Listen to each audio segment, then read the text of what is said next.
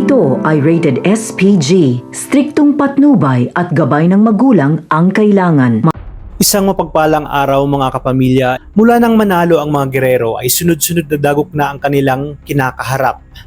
Kaya naisip nilang gamitin si Dong Gustavo dahil alam nilang ito na lang ang walang bahid ng korupsyon sa kanilang pamilya. Sa ganitong paraan ay muli daw nababango ang kanilang mga pangalan. Sa una ay ayaw pumayag ni Gustavo dahil naramdam niya na hindi na siya parte ng kanilang pamilya at walang pakialam ang kanyang mga anak sa kanya. Ngunit di kalaunan ay napapayag rin siya. Ngunit tila mahihirapan sila dahil matapos ang pag-amin ng mga demakulangan sa pagbili ng mga boto ay hati na ang tiwala ng taong bayan sa kanilang pamumuno. Sa kabilang banda, muli namang pumalpak si Rigor sa kanyang misyon. Buti na lang ay agad na naitawag ni Punggay ang mangyayaring operasyon. Tagumpay ngang nakatakas si Tindeng at Marites, ngunit si Don Julio naman ay kritikal at itong si Franco ay tuluyan ng namaalam. Dahil sa dami ng mga bomba at patibong na inihanda ni Tanggol ay halos nga maubos na ang karagdagang police backup ni Rigor na kanyang ipinadala.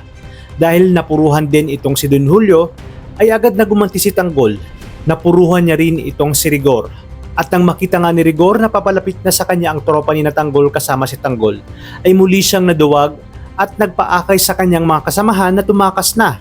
Sabay nagbitaw ng salita na babalikan niya si Tanggol at sisiguraduhin niyang sa pagkakataong yon ay matatapusin niya na nga ito. Dahil dito ay sinabi ni Punggay at Tanggol na kinakailangan ng mailabas sa media ang video ni Lucio sa lalong madaling panahon.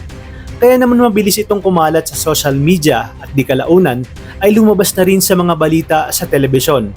Isang napakalaking dagok para sa mga gerero ang insidenteng ito.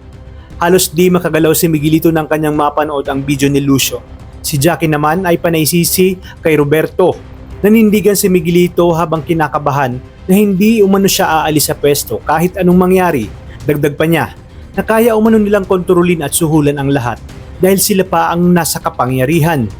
Ngunit makakarating ito sa pinakamataas at paiimbestigahan.